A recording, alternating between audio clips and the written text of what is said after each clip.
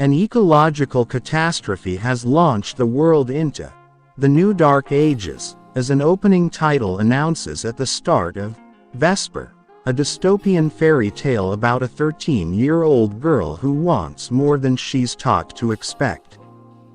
Vesper, Raffaella Chapman, the curious title character, scavenges for seeds to grow her own food, for power sources to keep her ailing father alive, and for love to replace her absent mother. Her prospects are slim, on all three counts, but that doesn't stop her from scavenging, experimenting, and negotiating her way towards whatever she needs. Vesper has to do more than she's told she can for her and her father's sake. And in Vesper, co-writer, co-director duo Christina Buosite and Bruno Samper, Vanishing Waves, convincingly dramatize a turning point in their solitary heroine's life, the moment when Vesper learns that the ground beneath her feet will probably never stop shifting. Unlike a lot of canned coming-of-age stories, Vesper focuses more on credible growing pains than token empowerment and trite reassurances. Vesper is the rare science fiction movie that's most convincing when its tone and narrative are more surreal than reassuring and borderline absurd instead of cathartic. It's also gorgeous and dream-like thanks to its surreal production design and storyboard perfect mise-en-scene. These immediately attractive qualities make some contrived plot twists and baldly stated dialogue seem far less important than the movie's total vision of adolescence in the shadow of environmental crisis. In a few early scenes, Buosite and Samper quickly establish the chilliness of Vesper's hierarchy-bound world. She soon discovers that her bedridden father Darius, Richard Brake, needs more electrical power to keep him alive. So Vesper reaches out to Jonas Eddie Marsan, the ruthless leader of a cult-like compound who trades blood and sex for essential resources like food, shelter, and power. Unfortunately, the terms of Jonas's aid are too steep, and Vesper knows it. She warns him that she doesn't want to become a breeder, like some of the other women in his group. He scoffs, but doesn't correct her. Jonas cautions Vesper that she shouldn't get her hopes up, as far as improving her uneasy station in life. "You think you're better than everyone else," he tells her. Unfortunately, Jonas isn't the only one who reminds Vesper that she's living in an unwelcoming world, and therefore must lower her expectations.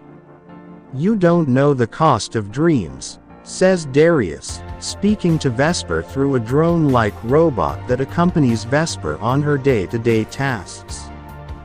The threatening implications of these warnings are both clear and sensible, though both men obviously want to protect Vesper for different reasons.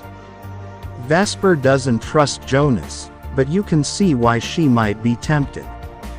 Some hope presents itself to Vesper after she stumbles upon Camellia, Rosie McEwen, a mysterious refugee from an exclusive upper-class Citadel living community. The Citadels hoard their resources, just like Jonas's group, and also keep pale, synthetically grown humanoid jugs as indentured property. Vesper still dreams of living in a citadel, because why wouldn't she?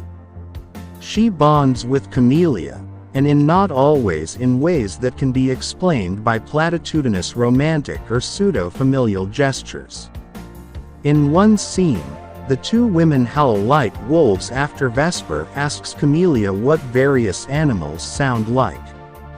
Vesper continues making noise for a few awkward and impossibly long seconds after Camellia stops. Vesper is a survivor and her actions and relationships reflect her emotional fragility, pragmatic cynicism, and abiding naivete. Any given conversation has the potential to erupt in violence.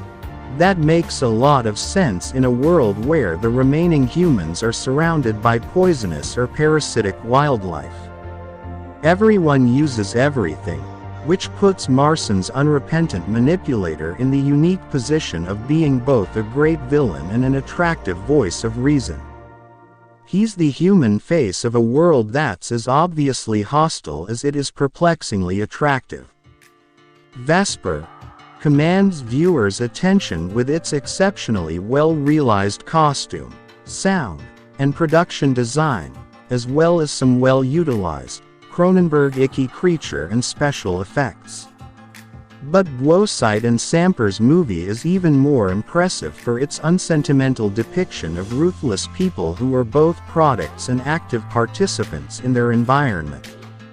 Even Vesper does what she must to push get closer to an uncertain and often hopeless-seeming future. A considerable amount of computer-animated graphics sometimes limits Blowsight and Stamper's otherwise expansive vision.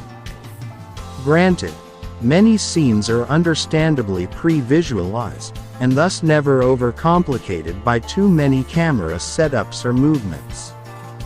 But a general emphasis on human performances and characterizations makes this speculative drama seem real enough. Vesper doesn't just ask viewers to root for one more hopeless case as she struggles to triumph over adverse living conditions.